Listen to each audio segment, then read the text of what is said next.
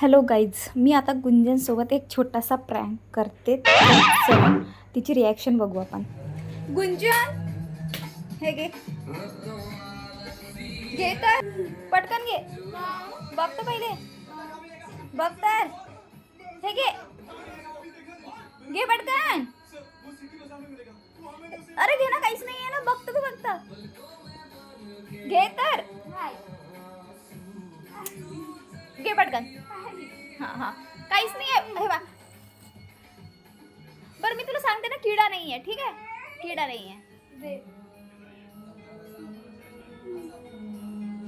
बेकुडे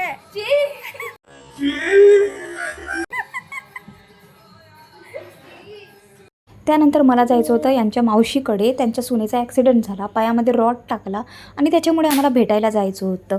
तर मी 2-3 दिवसापासून त्यांच्या मागे लागले की जाऊ जाऊ म्हणून. तर शेवटी आज मुहूर्त निघाला.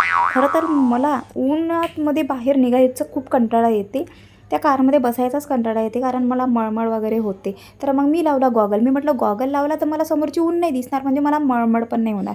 पण तो माझा गैरसमज होता. तरी मला ते जे व्हायचं तेच झालंच, म्हणजे मळमळ.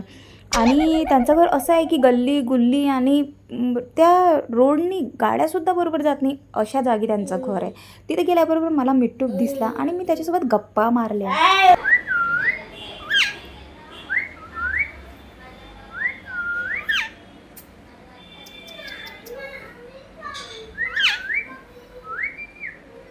कोणत्या क्लासला?